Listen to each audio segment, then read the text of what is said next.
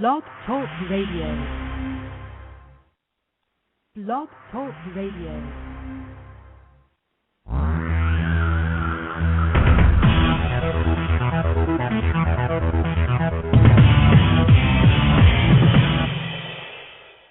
Live from Los Angeles, the Win Without Competing Show with Dr. Arlene Barrow, host and creator of the Right Fit Method, the key to professional and personal success.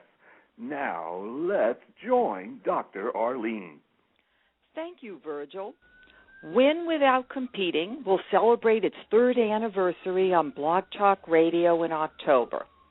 BTR selected our show to appear in the featured section of the homepage of BTR this Saturday, the 24th, in recognition of the quality of our show. Thank you, BTR. I want to thank my listeners for their emails. I am delighted that my Right Fit method is changing their lives, and I hope that it will change yours. This is an important time of year to reflect, to learn new success strategies, and to plan for next year. The goal is to hit the ground running in 2012. Candidates seeking full-time positions, self-employed professionals, and small business owners share the same challenge. We must sell our brand. It sounds simple. It's not. The first step is to recognize that you have a brand to sell. Those seeking new positions have two major challenges: getting interviews and eliciting offers. If you can't capture interviews, then the match between you and the employer is unclear in all your employer communications. If you're skilled at capturing interviews but can't get offers, you have not convinced the employer to hire you. Why not? If you're self-employed or a small business owner and can't sell your product or services, why not? Answer: you have not convinced the employer, the buyer, or the client that you are the right fit. Remember, you're the seller. It doesn't matter whether you're an actor, like my guest today, an accountant, an attorney, or own your own business.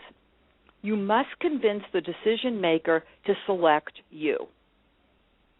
To set the stage to sell yourself as the right fit, you must change your mindset from the standard of best to the standard of the right fit.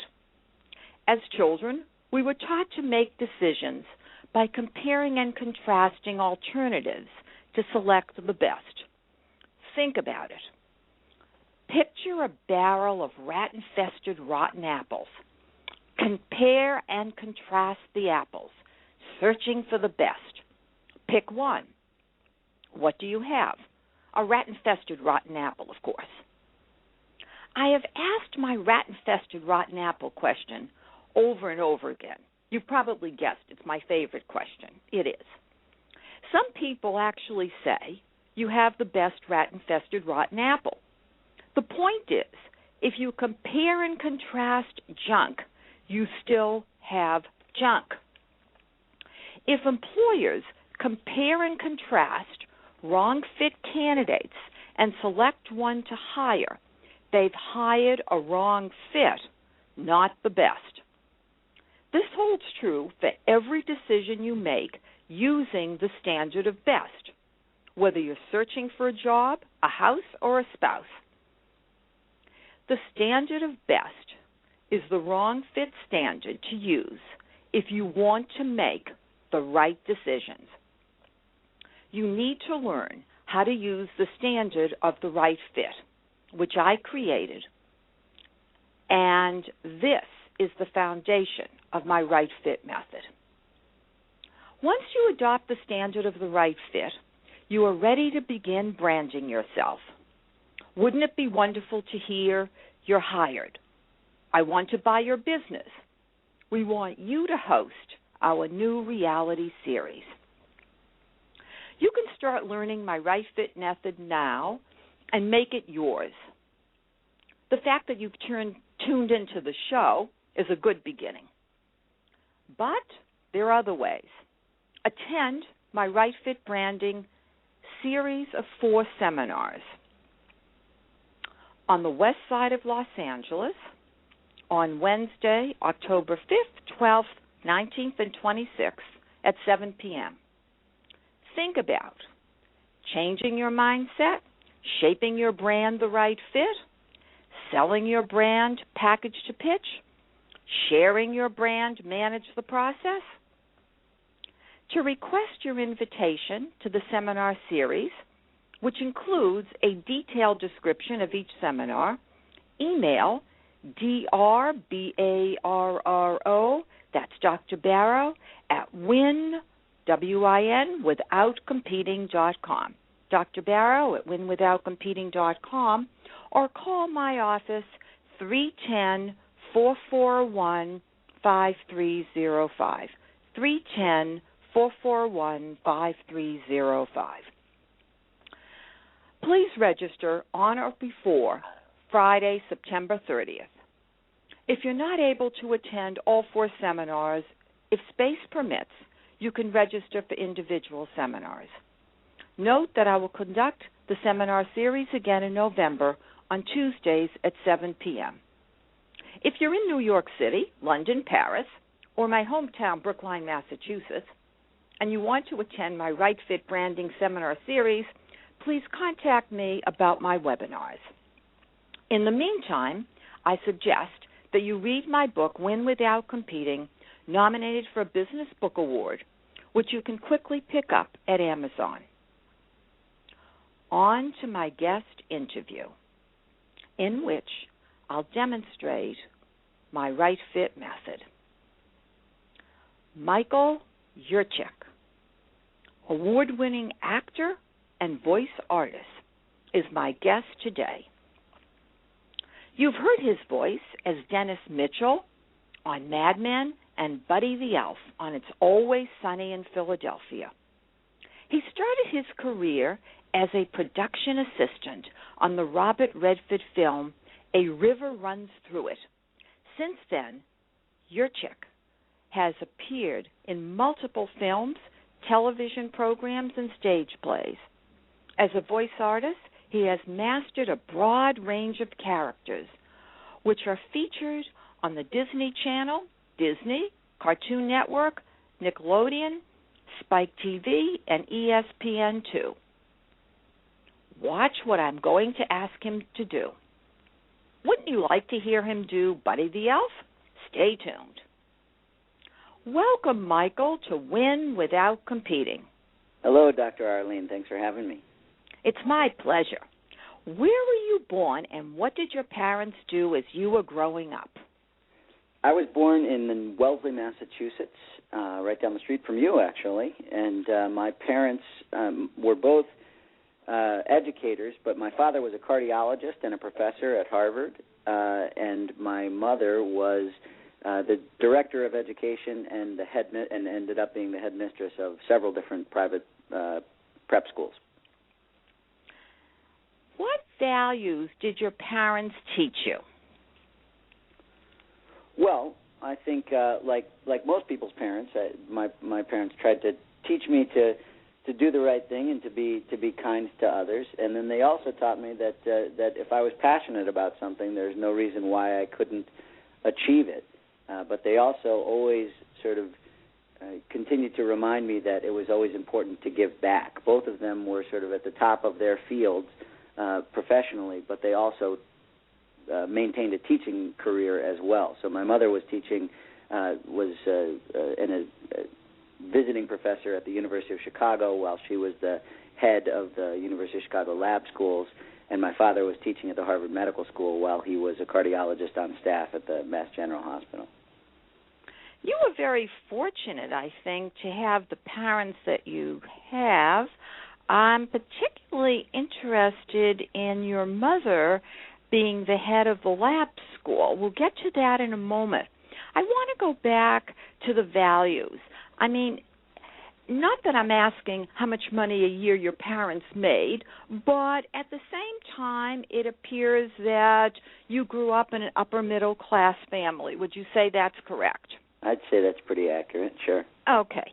Well, I guess what I meant in terms of the values, how did they express to you the ways in which you should treat others who might be less fortunate than you? Right. Well, I think that we were constant. I have two older sisters, and I think that all of us were reminded constantly that we were lucky to have what we had. Our situation made it possible for us to go to great schools, to have the opportunity to explore all kinds of different interests and academic and athletic and artistic pursuits. And because we were able to do that, we all found our own way and discovered what was the right fit for each of us. And so I think that my parents reminded us that this was not the case for every kid in the country or the world, certainly. And so we were. They just instilled in us an appreciation for the things that we had, and reminded us that those kinds of physical and monetary things were not what was most important, but the relationships that we had and our own happiness and the happiness that we were able to help others achieve. How did they teach you to handle money? Did they give you an allowance? So that, in other words, so that you wouldn't grow up and think that they were going to take care of you? How did they build kind of the work ethic and a sense of responsibility? Right. Because you have all of that. I know that from talking with you prior to the show. I try. I think we never got. I was never given an allowance per se, but what I was paid for my labor.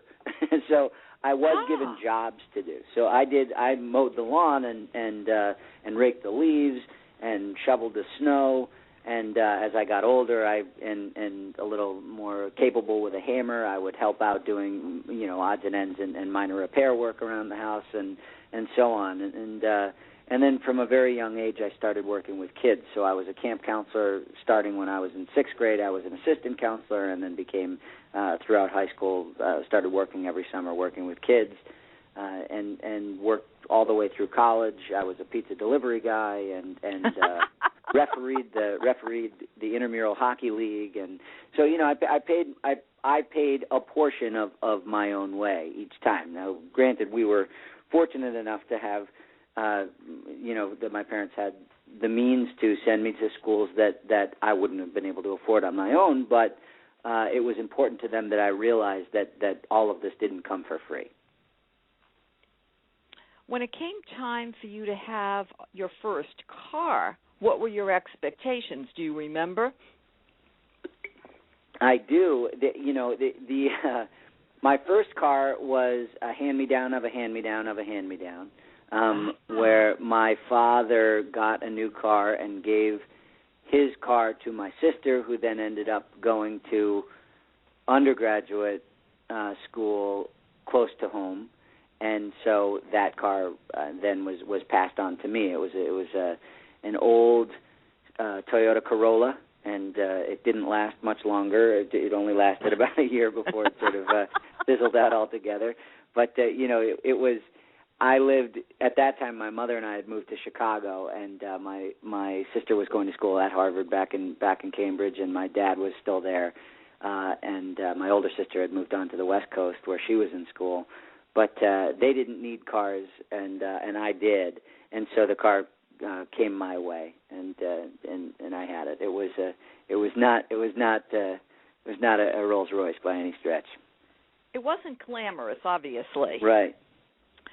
Going further, you had a wonderful education, which included the arts. You attended Milton Academy and then the Lab School in Chicago. President Obama's children attended the Lab School prior to moving into the White House. Interestingly enough, as you mentioned before, your mother became the head of the Lab School. That's right. How did you feel about going to a school where your mother was the head? That, it's funny. That is a question that I'm asked a lot, and it was never honestly an issue. I don't know. It's hard to put a finger on exactly what it was about the way my mom. I was proud of my mom. I think is really the simplest way to put it, and it was a large enough institution. We were right on the campus of the university, and she was in a completely different building than the high school was, which is where I was by the time she was head. And so I didn't have a lot of interaction, and I think that she arranged it with the dean of students and the principal of the high school so that if there were to be, if disciplinary action was necessary, they would handle it when it came to my case. Not that there was a lot of it, but there was every so often I would get out of line.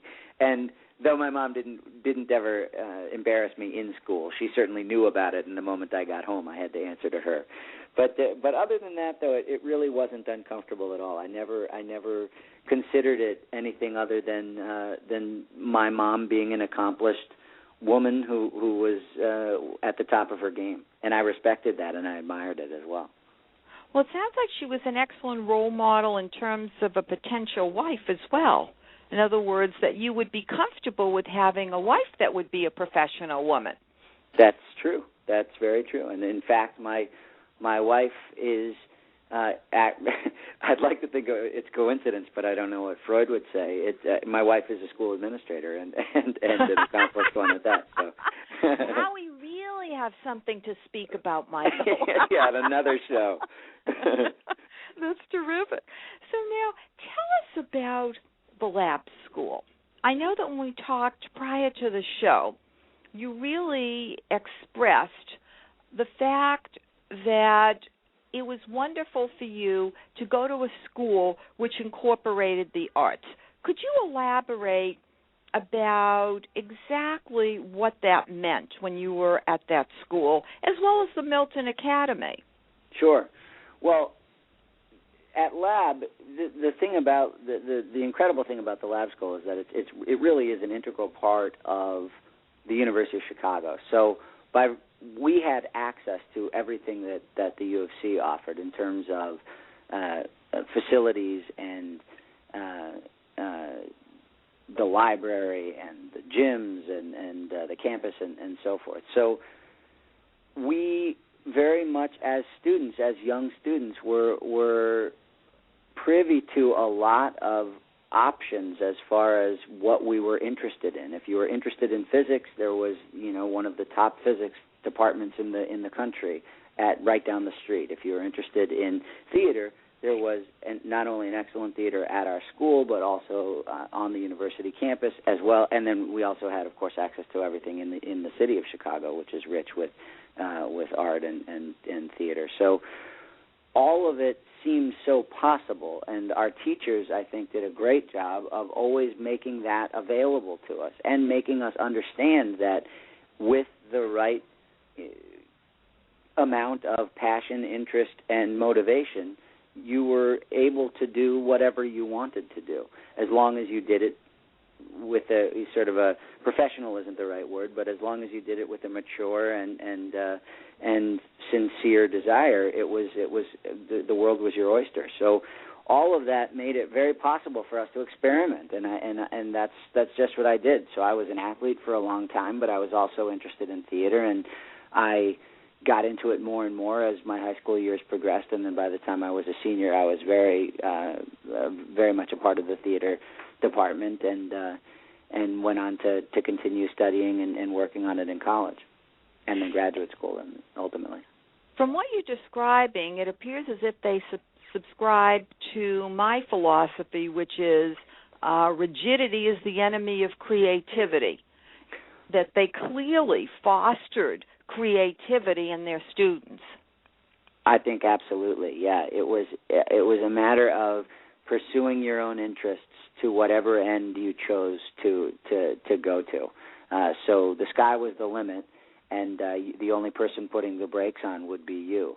You were encouraged and helped if you wanted it or needed it, but certainly steered in the right direction if people felt like you were getting off track. But we were allowed to do, what made us happy, what thrilled us, and because I think their philosophy went even further, which was that I think that they wanted to build a community of, what they call lifelong learners, and make sure that everyone was constantly exploring new opportunities and new interests, and taking each of those as far as they wanted to go with them. At what age did you discover that you had the capability of creating a wide array of voices? I know we talked about your sister. Tell us about the accents. Well, my sister is something of a linguist, so she speaks Japanese and Italian and Spanish and Portuguese and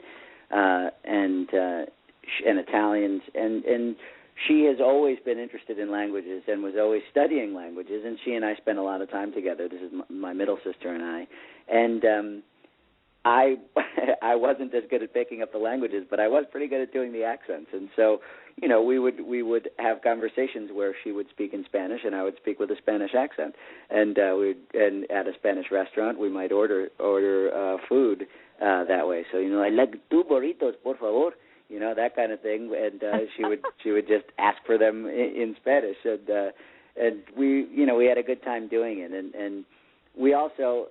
I realized that I was able to match those kinds of things, and then we would see people on television or cartoons and get a kick out of the way someone spoke. Everybody at that time loved Fantasy Island, so it was de plane, that kind of thing, and I just that started when we were very young, probably 8 years old or so, and then I continued doing it. I guess I had a good ear for other people's voices. So that sounds as if you were busy entertaining when you were pretty darn young, only you weren't being paid for it at that time. Yeah, that's right, I wasn't. You earned a BA in theater from Colgate University. Why did you select Colgate? I had a real firm idea of what my best fit college was, and it was definitely a small liberal arts school on the East Coast with a picturesque campus. I don't know how that image was put in my brain, but I knew what my school was supposed to look like. And I went and visited Colgate, and sure enough, it was.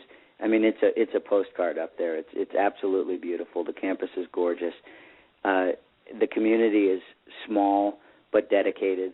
And it was a good school, it was one of the best schools I got into. But I got into other schools as well that felt too big to me, or felt like they just didn't quite fit exactly the way I had imagined it, the blueprint, as you say. And right, yeah, the blueprint of the right fit, right. Rather than comparing and contrasting, you yourself have a set of standards composed of criteria, and you're searching for that which matches it. So That's right. Sounds like Colgate matched it, and apparently you had told me that you had not made the decision as to your major until you started at Colgate. That's right. I was an English major when I first got there. I did know that I loved analyzing texts, and I knew that I loved talking and discussing and sharing ideas and so on. And while I was there, almost inadvertently, I was drawn to Shakespeare and different theater classes, which at the time were under the English department's sort of wing. My senior year of college, the English department and the theater department split, officially making theater its own department, which one could major in. And in fact, I was the first person to major in theater at Colgate, and the reason being, my professors looked at my course of study and noticed that I was actually very close to achieving the theater major just from having pursued that vein of the English department. And they came to me and asked me if I would like to change majors my senior spring and become the first theater major to walk the stage at Colgate. and I was honored, and I said yes. How did you get your first job after you were graduated from Colgate, and what did you do? Well, my first job was hardly a star turn. I was on a show called California Dreams, which was a Saturday morning live action kids show about a bunch of middle or high school kids. It looked a lot like Saved by the Bell, but it was a cheaper version of that show, if everybody remembers that. And it was literally a friend of a friend of a friend of my mother's knew someone who knew someone who knew a casting director, and I made a phone call and was given an appointment to go in to audition. And sure enough, I got the role, and it was not a big one, but there are no small roles, only small actors, and so I enjoyed it. I had a great time, and because of that role, I was then able to join the union, the Screen Actors Guild, which is a difficult first step for a lot of young actors, and it stands in the way a lot of times because you have to get your first role to get in the union, but you can't get in the union until you get your first role. So people find themselves in that kind of a catch-22. But I was lucky enough to be offered the role, and I got it, and went on from there. You applied and were admitted to James Lipman's Actors Studio. You were all ready to start and changed your mind. Tell us what happened. So I had been living in Los Angeles for 7 years, I guess, at that time, and I was making a pretty good living as a commercial actor, and I hadn't yet started doing voiceover, but I was doing a lot of on-camera commercials and an occasional television show or movie, and having a great time. But at some point, I realized that I wanted more. I wasn't necessarily sure that I was a master of the craft, as it were, and I also knew that I loved teaching, and so I wanted to go back to school to get a master's degree so that I'd be able to teach and so that I could consider myself a master of the craft. And so I had applied to the Actors Studio back in New York, and my wife and I moved back there. Just as the program was about to start, I was offered a role in a film that I had auditioned for months before that was shooting for 6 weeks in Mexico. And I had the weekend to decide. The school was not willing to let me go and miss the first 3 weeks of school, which it would have been. And so they said I had to make a choice. I could either go do the movie or I could come to school. And I did a lot of soul searching in about 48 hours, and it was not an easy decision. But I ultimately decided to do the movie, and I pulled out of the program because I guess I felt like I was being offered a professional opportunity that people coming out of the graduating from the program would have jumped at. And though it was coming before I went in, it was an opportunity nonetheless, and it seemed too rare and precious to let it slip. So I did it, and that was a tough weekend I'm sure for my whole family, but we made it through. Well, but if you have the blueprint and everybody agrees as to what the blueprint is, then the decision becomes a lot easier, don't you think? I mean, because you have a clear vision of why it was the right fit for you. Mhm. Mhm. I think so. And in that case, it was I knew I had already been in the entertainment industry for 7 or 8 years, and so I understood just how hard it was to get jobs at all, let alone a job that would be a 6-week contract, which, by the way, would then provide health insurance for both my wife and I for the entire year. It would be more money than I had made to that point in the industry. And it was an opportunity to be on a working film set for 6 weeks, which in and of itself is an education. I think that people come out of drama school and they're excellent at doing theater, but they have precious little experience in the real world, and especially on a movie set, because movie sets just aren't easy to come by. So actually getting to be on set with people and working as an actor as opposed to a production assistant, which I had done before, as you said, in A River Runs Through It, was just seemed too good to be true. So I did it, and I have no regrets. I did come back, and I had to do some more soul searching and figure out exactly what that blueprint was, what that right fit was, in terms of why I wanted to go back to school in the first place. And when I thought about it, ultimately, the reason I really felt like I wanted to do it was, A, to train further as an actor, and B, to be able to teach, to really become proficient at teaching the craft. And so I enrolled in the American Academy of Dramatic Arts and studied my own side of the craft, the artistic side, and then found a program at NYU, a master's program in what's called educational theater, which is essentially the art of teaching and using theater as a mode of education. And I enrolled in both and finished both, and I've never been happier. While we're talking about movies, tell us how you saved your role in Beer Fest. Well, so shortly after I graduated, I got another role with the same company that had done the movie I left graduate school for in the first place. They were so impressed. Everybody loved. I was a minor celebrity on the set because I had just dropped out of James Lipton's program to come down to Mexico to shoot this movie. So all the guys that made the movie loved me for that, and they made another movie called Beer Fest a few years later, and I had just finished graduate school, so now that wasn't a problem anymore. And they weren't sure what the role was going to be, so they just said, we're going to figure something out. Come to New Mexico this time. This was in New Mexico. So I flew out to New Mexico, and no sooner did I get there than one of the actors who had a larger role was called away overseas and needed to just pull out of the film, and I was given his role, and so suddenly I had a significant role in another big movie. This was a Warner Brothers picture, so I was given this role, and I was ecstatic. And on the very first day of shooting, we were shooting a big beer hall scene, and my partner and I were supposed to clink glasses. We had these giant liter mugs and beer steins, and he slipped as he was going to cheers me and cracked it across my eyebrow and cut my split my head open and all but knocked me out.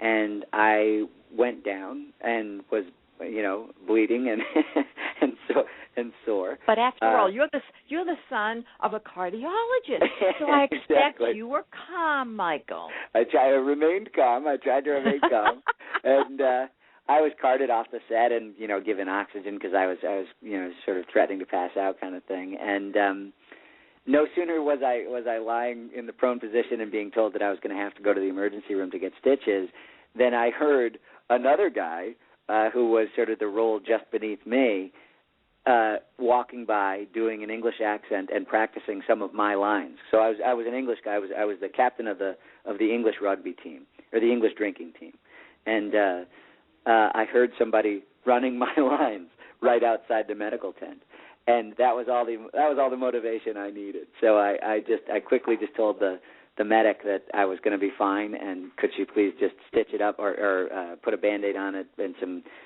she had some epoxy, skin epoxy, and she used that quickly. And although I had a gash in my head for the rest of the movie, I jumped up and drank a glass of orange juice and stepped out and said, you know what, I'm not going to let this one go. So I got it through a fluke, and I wasn't about to give it away through another fluke. So I stepped back out, and again, everyone appreciated that. And to this day, I work with those guys in every project that they do. It's a comedy group called Broken Lizard. So they've been great to me, and I've done all their movies. And I'm quite sure that both the leap of faith and dropping out of school to go down to Mexico with them, and then showing up with a broken head. And not suing Warner Brothers put me in good now we're getting to something interesting. So you didn't do anything; you just played your role because for you that was the right fit. You weren't interested in money; you were interested in playing your role. I wonder what the other actor thought when you got up from your tomb, so to speak. He must have thought you were going on your way out. Yeah. The other guy was very excited. thinking that he might have a chance at it. I don't know if that actually would have happened or not, but it reminded me how easily things can go away. So that was all I needed to jump up. And then, like I said, the everyone on the set was very supportive and made sure that I was okay, and we took it slow, and they were happy about my dedication. So it all worked out. Terrific. Let's talk more about you as a voice artist and how you really launched into the field and your progression in terms of acquiring, in essence, a cadre of agents as you developed yourself further. Sure. I think our audience would love to hear that, because I'm sure the concept of a cadre of 3 agents would be appealing to them. Yeah, the 3 agents that I have actually are not all voiceover agents. But yeah, I realize, yes. Yeah, but I'll explain it more in a minute. The plain, simple truth is being an actor is a difficult thing, and one of the things that makes it so frustrating, especially for people who come from an educated background, is that all through our lives we're kind of told that if you study hard and you work hard and you do the things you're supposed to do, you will progress. And there's a natural sort of way that happens, and you're climbing a ladder, so to speak, and it makes sense. The entertainment industry doesn't really work that way, unfortunately, and often things, it can seem as though every time you finish a job, you're back to square one. The one part of my career that actually has felt pretty logical in terms of getting it started and going and moving into some success has been voiceover. And so, like I said, I was always interested in it. I always thought I had a knack for it. And when I got started doing on-camera commercial work, the second time around that I'd come back to Los Angeles after doing Beer Fest, my wife and I moved back to L.A. after we had our first child in New York, and we came back, and I thought, I'd like to get into this, and I went to my on-camera commercial agent and just said, what do I do? And they told me they said, well, you may have a knack for it, but there's a craft behind it too, and there's just some technical things about doing voiceover that you really need to learn. So take a class, and here's someone we think would be a great person for you. So I looked up this person. Her name's Carol Kimball, and she's a voiceover casting director here in L.A. And I went and I took her class, and at the end of the class, I said, now that I've taken the class, I want to know from you, do you think this is something I should pursue? Because I don't want to waste time doing it if you think I'm kind of barking up the wrong tree here. And I was having moderate success doing the other stuff. So she felt that it was something that I should keep doing, and she encouraged me to put together a demo tape, which she helped me do, and then she personally submitted it to a couple of different top-level voiceover agents, and I was signed. I was lucky enough to be signed by one, and shortly after I signed with them, I booked a big campaign as the spokesperson for KB Toys, and the rest is history. It has just always been a real staple in my career, and in many ways it is the thing that has made the most sense. And so now I have this cadre of agents, one of which is my voiceover agency, which is the William Morris Agency, and that they are a top-shelf agency. And within that agency, I have a commercial person, a narration person, and an animation person. So I have 3 agents at William Morris who are working hard for me, and then I also have my on-camera commercial agent at another place called Brady, Brennan, and Rich, and then a third theatrical agent for film and television at what's called Manifest Talent. So, I have a whole team of people behind me, and sometimes they feel like they're working very hard, and sometimes I wish they could work a little harder. But I'm lucky to have them, and generally it works really well. Well, shortly we're going to hear about what you do, because I think that's important. You certainly have taken the position that you're going to manage the process. Yes, you have these wonderful agents, but you're not leaving your career totally in their hands, and I think that would make great sense. Yeah. I know our listeners would love to hear Buddy the Elf from It's Always Sunny in Philadelphia. So I don't know if people out there are fans of It's Always Sunny in Philadelphia. It is definitely an adult themed show. In their Christmas episodes, they have sometimes they drift into claymation in dream sequences, and they're hosted by a little elf.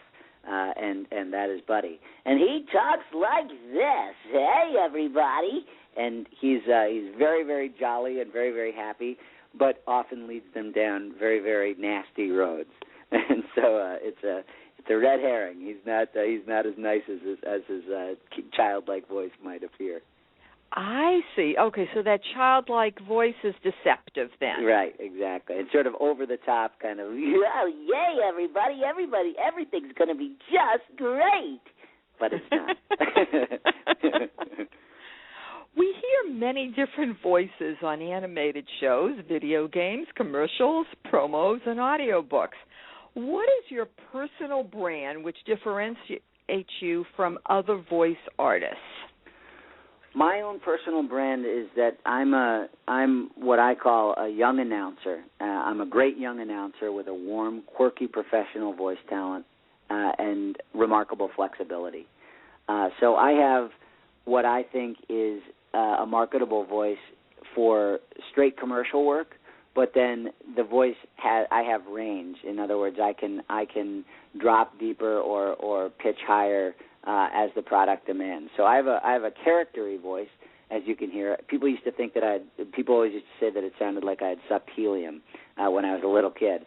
But now that now that I've worked on it a little bit, it's maybe not quite so much, but it does sound maybe just a little bit left of center. But if I were to drop down into something like this, I could sound much more serious. Or I could get up here, and it could be a lot more friendly and kid savvy. So there are different ways you can kind of use the instrument that is really your voice. And I think that I've done a lot of work in a bunch of different categories. And so at this point, I'm real comfortable kind of working with a producer or a director in terms of finding what it is they need and helping them discover what their right fit is. And, just allowing them to understand that I'm it. Allowing them to understand. I like that. I know that we talked about the fact that you don't push if you don't believe it is the right fit. You don't try to put yourself into a role that you believe isn't right for you. And I think that that's a commendable approach. I think that a lot of young actors, and I'm getting better at this because honestly, as actors, I think all of us like to think that we can do everything. And, there's no reason why as an exercise we can't. But in film and television and voiceover as well, although maybe to a lesser degree, there's really no fooling the camera. And, so I may be able to play, Othello on stage or in an audiobook, but in a movie version, they're going to want, Danny Glover, and I'm not going to be him, and I'm man enough to admit it. So it's a matter of kind of getting comfortable with the fact that film and television especially, but voiceover too, they want the genuine article, and they don't necessarily they don't want someone who can do an English accent if they can have an English person. That said, if you can do it authentically, they will. They may never have to know, and I will do that. When it comes to accents and things like that, or pitching up or pitching down, or aging myself just a bit, or coming down in age a bit, I will manipulate it. I'll manipulate my own instrument, but when they really know what they want, and they really know that what they want is not something that's in the deck that I've been dealt, I'm not shy to say, let me help you find someone that might be better. I just think it's sort of a professional way to do it, rather than flail and end up doing something mediocre. No, I agree with you. Well, you want to set the standard. Yeah. You set the standard, that's how you're getting more and more business. Right. If you don't set the standard, then problems will arise. Going further, what do you personally do to manage your career to generate ongoing gigs without the assistance of agents? Right. One of the toughest things about being an actor especially is that we're sort of dependent on a lot of other people to provide opportunities for us or to provide the actual jobs for us. And that can be a really frustrating thing. But in the age of the Internet, there are a lot of ways that you can be helping yourself. And so I subscribe to a couple of different websites, and I maintain profiles on those websites, advertising myself as a brand. I have my own website, michaelyurchak.com, where all of my demos and my on-camera reel and my resume and different facts and bios are available.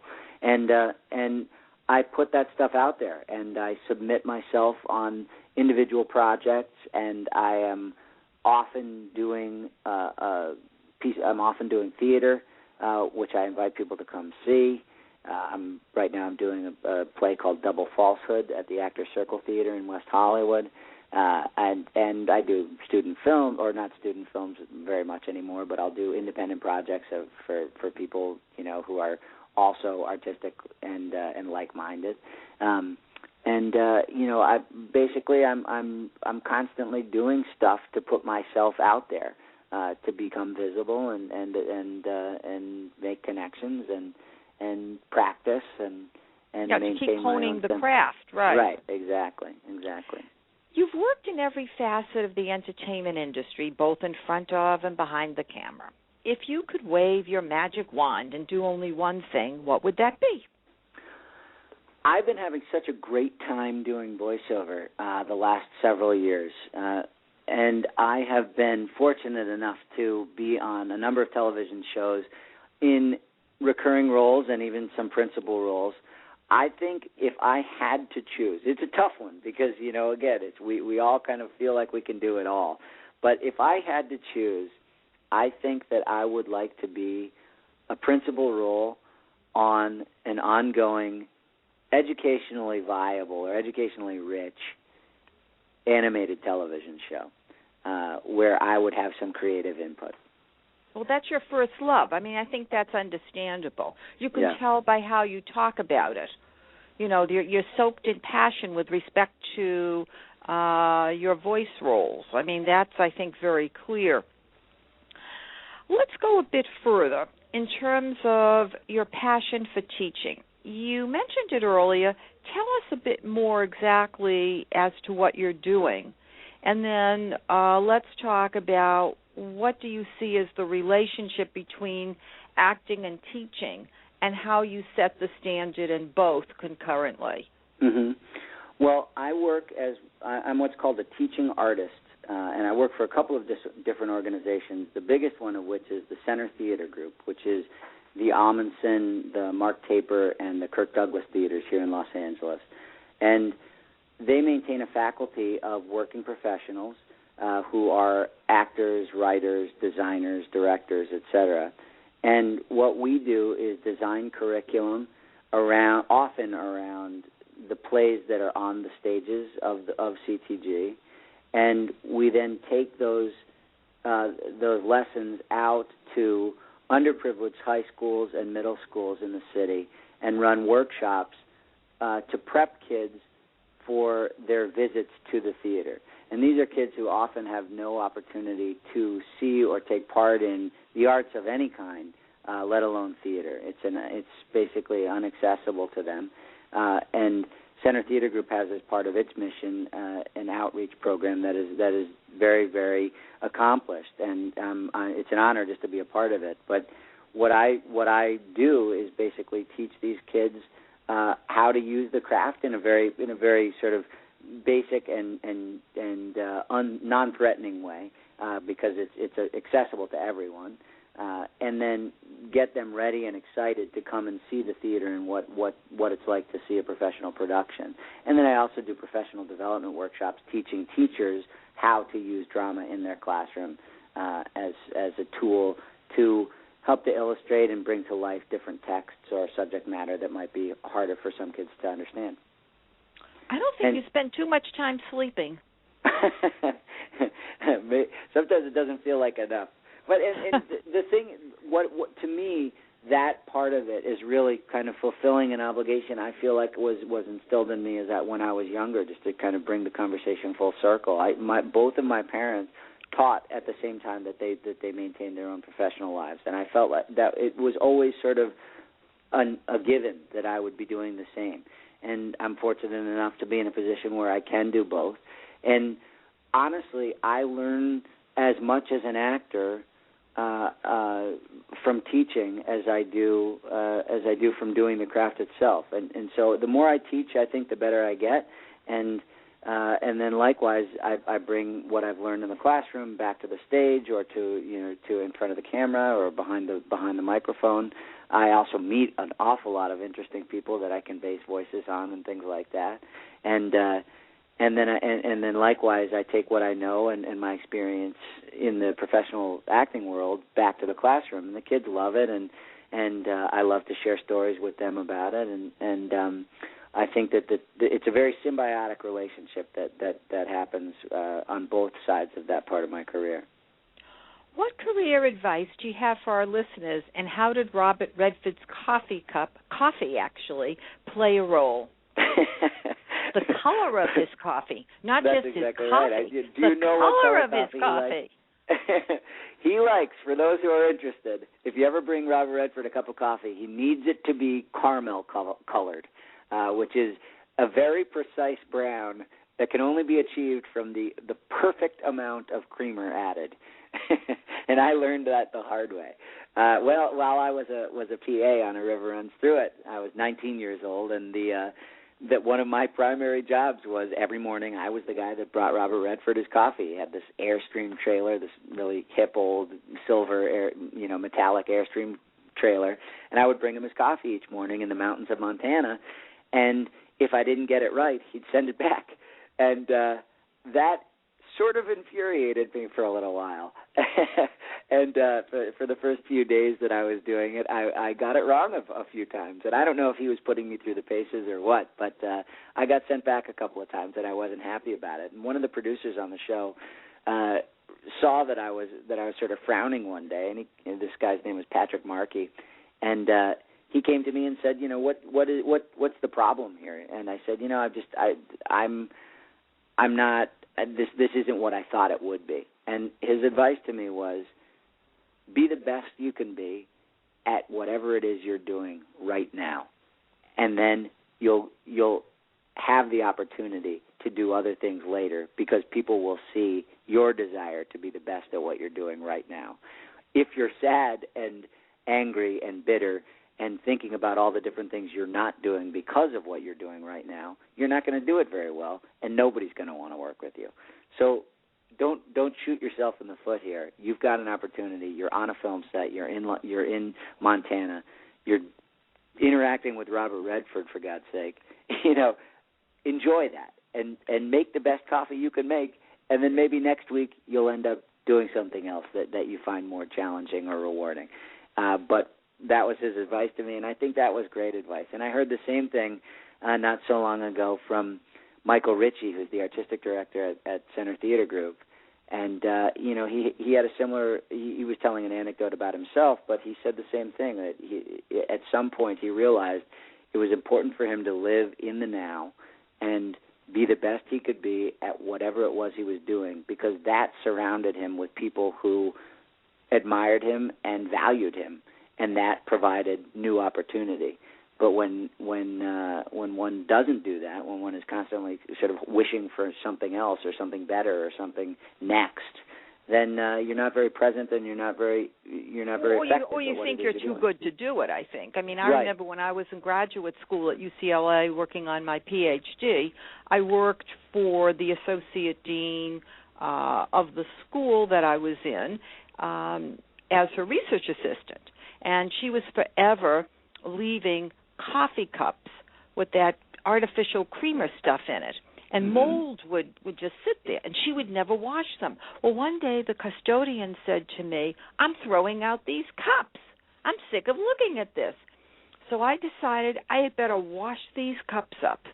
Not that I envisioned myself.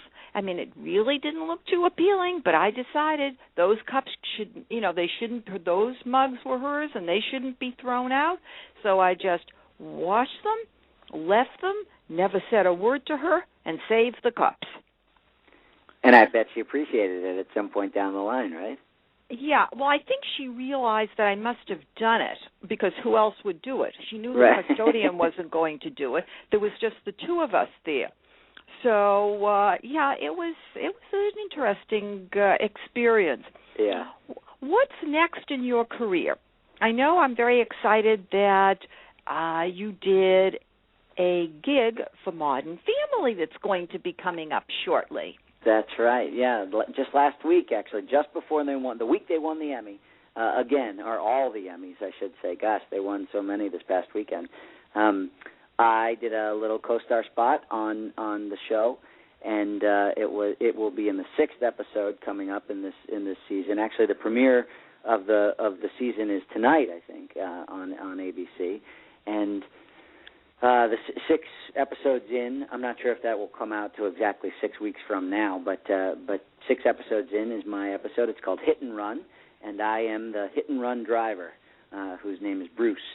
So that was really fun. And then I also have a show that is a Lionsgate-produced show for Hulu called Trailer Trash, where I play a cartoon character named Cooter, and I've just done a bunch of video games, all of which are kind of set to hit the stores at Christmas, and I have a movie coming out called The Baby Makers, and I'm doing this play right now too. So I've been busy, and I'm fortunate to be able to say that. And then also I've been doing all of my teaching as well. So I keep busy, and I have 2 kids of my own. So for crying out loud, I know, 2 little Yurchaks, yeah. 6 and 3. I know.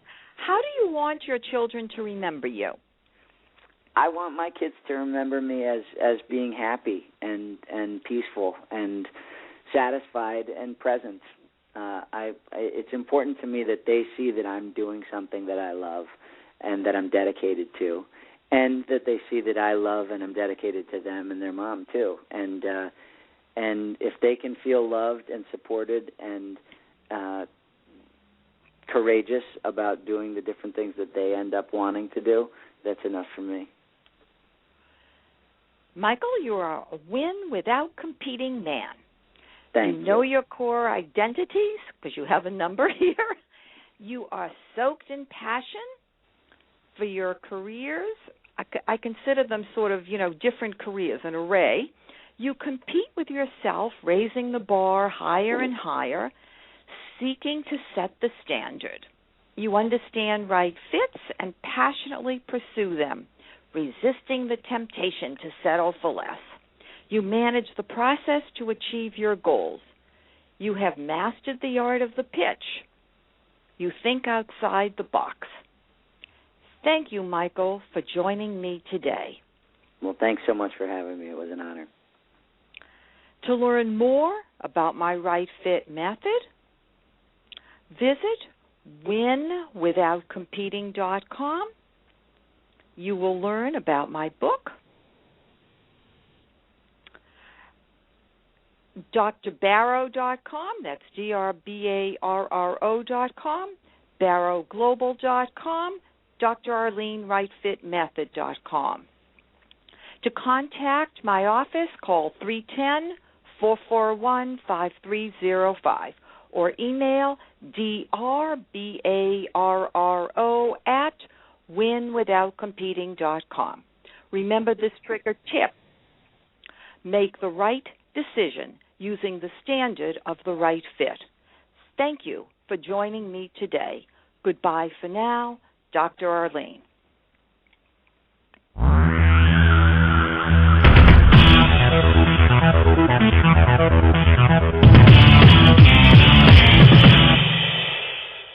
Have you Googled yourself lately? Are there negative posts from an ex-employee or from a former client? Maybe an outdated news article? Search engines don't always get it right. For right or wrong, it's your reputation on the line. That's where Reputation Defender by Norton comes in. Take control with Reputation Defender. Their cutting-edge approaches help you to wipe away unwanted information in your search results. They also promote the good stuff. You can start by getting your free Reputation Report Card at ReputationDefender.com or call 800-811-4975 to speak to an expert.